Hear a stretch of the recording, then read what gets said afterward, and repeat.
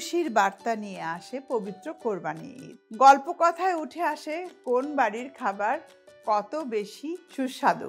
তাই আপনাদের জন্য রূপচাঁদা সাজিয়েছে রূপচাঁদায় বাহারি ঈদ আয়োজন। হ্যালো ভিউয়ার্স, আমি রাহিমা সুলতানা রিতা আপনাদের জন্য নিয়ে এসেছি রূপচাঁদা সয়াবিন তেল দিয়ে মাটন টিক্কা মশালা। আশা করি আপনাদের ভালো লাগবে।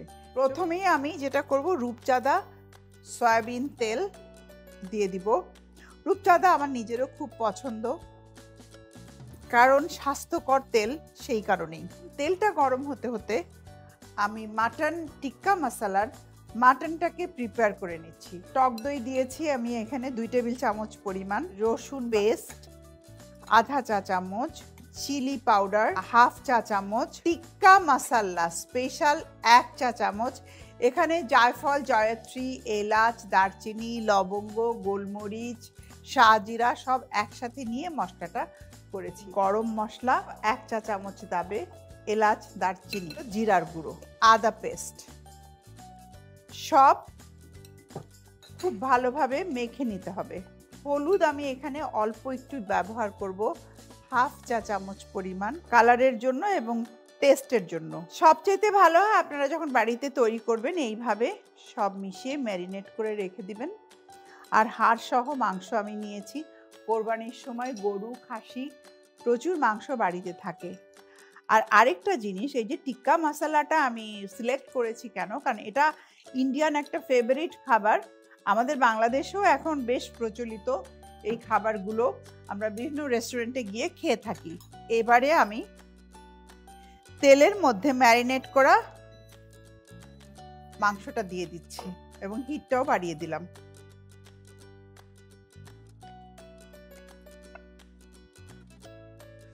খুব বেশি আগুনে এটা দেওয়া যাবে না, খুব ভালোভাবে মিশিয়ে নিতে হবে একসাথে। এই টিক্কা মশালাটা আমরা চাইলে ফ্রাই প্যানেও করতে পারি, চাইলে চারকোলেও করতে পারি, আবার এরকম করে প্যানেও আমরা করতে পারি। যেহেতু মশালা আমরা করব, টিক্কার এই মাংসটা হয়ে গেলে আমরা এরপরে মশালাটা করব। এর মধ্যে আমার এক্সট্রা কোনো পানি ব্যবহার করব না, কারণ দই আছে। প্রথমে লবণ এবং লেবুর রস দিয়ে খাসির মাংসটা 20 মিনিট মেখে রেখেছিলাম, তাহলে খাসির মাংসের যে একটা গন্ধ আছে সেটা চলে যায় এবং মাংসটা দ্রুত সেদ্ধ হয়। আমরা 10 মিনিট অপেক্ষা করব এই টিক্কা মশালাটা রান্না হওয়ার জন্য।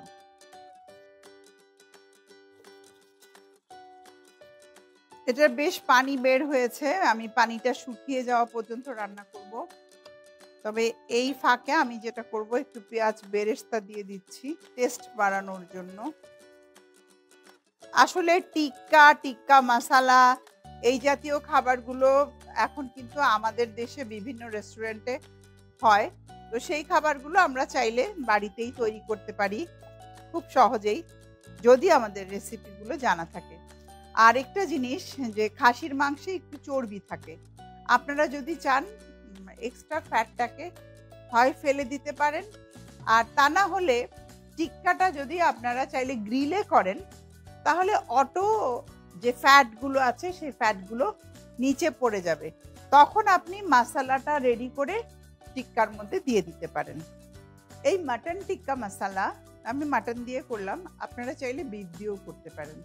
একেবারে ভাজা ভাজা হয়ে যাবে, তারপর এটাকে আমি শিফট করে নেব আর একটা বলে। এই পাত্রেতেই আমি রূপচাঁদা সয়াবিন তেল দেব, দিয়ে মশলা, যেটা আমরা মশালা বলছি, সেই মশলা খুব ভালো করে গ্রেভি বানাবো, যাতে আমি রুটি, পরোটা, পোলাও সব কিছু দিয়ে খেতে পারি। সেইভাবেই করে দেন মাংসটা আবার মিক্স করে দেব। তো আমার ফার্স্ট স্টেপ অলমোস্ট ডান, একেবারেই ভুনা ভুনা হয়ে গেছে, চমৎকার একটা সুগন্ধ বেরিয়েছে। আর এখন এটা আমি ঢেলে নিব, ট্রান্সফার করে নেব আর একটা বলে, তারপর মশালাটা রেডি করব। এবারে দিয়ে দিচ্ছি রূপচাঁদা সয়াবিন অয়েল, এখানে 2 টেবিল চামচ পরিমাণ রূপচাঁদা সয়াবিন অয়েল অ্যাড করলাম। দিয়ে দিচ্ছি পেঁয়াজ।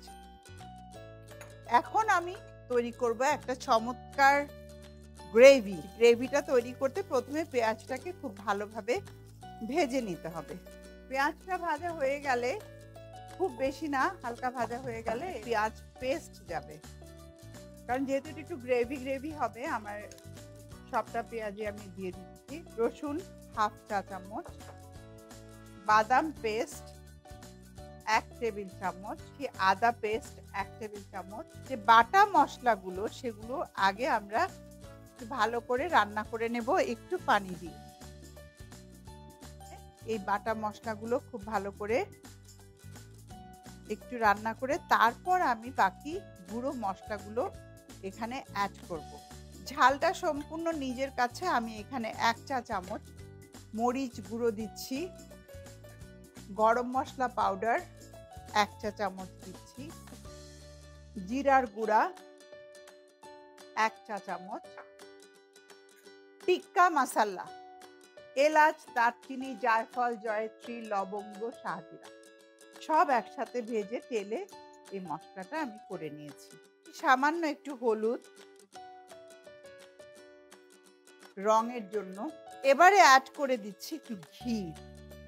খুবই সুন্দর একটা ফ্লেভার বেরিয়েছে। ঈদের সময় আমরা চাই কি একটু বৈচিত্র্যময় রেসিপি, একঘেয়েমি রেসিপি কিন্তু আমাদের ভাল লাগে না। সেই জন্যই কিন্তু আমাদের রূপচাঁদার এই ঈদ আয়োজন। মশলাটা অলমোস্ট ডান, ভুনা ভুনা হয়ে গেছে। এবারে আমি যেটা করব, এই যে দেখুন একদমই ড্রাই যে মাংসটা, সেই মাংসটা আমরা দিয়ে দিচ্ছি। এখন সব মিশিয়ে একটা দারুণ গন্ধ বেরিয়েছে। এখন আমি যেটা করব, একটু কেওড়া জল এখানে অ্যাড করে দিচ্ছি, একটা সুগন্ধ নিয়ে আসবে। অ্যাড করব একটু সল্ট,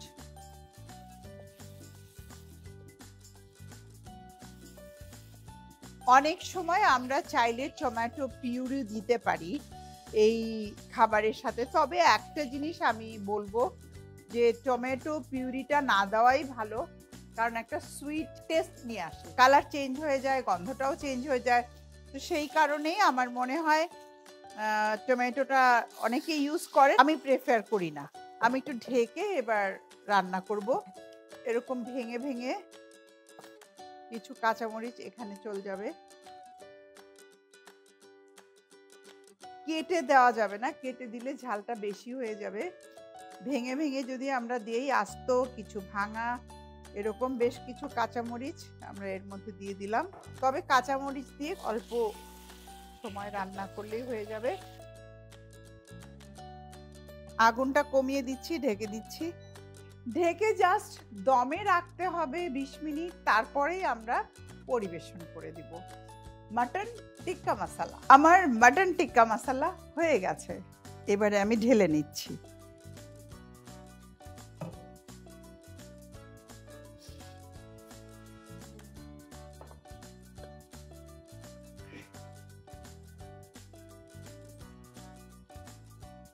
আমি এখন গার্নিশ করে দিচ্ছি। আসলে টিক্কা মশলা এগুলো দেখতে যত ভালো লাগে তত খেতেও ভালো লাগে।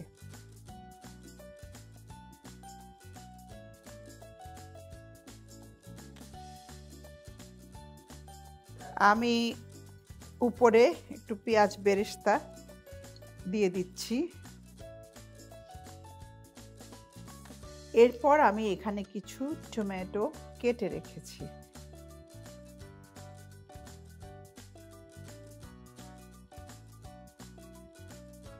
তৈরি হয়ে গেল আমার রূপচাঁদা সয়াবিন তেল দিয়ে সুস্বাদু মজাদার মাটন টিক্কা মশলা। চাইলে আপনারা এই ঈদে তৈরি করে পরিবারের সবাইকে নিয়ে এনজয় করতে পারেন।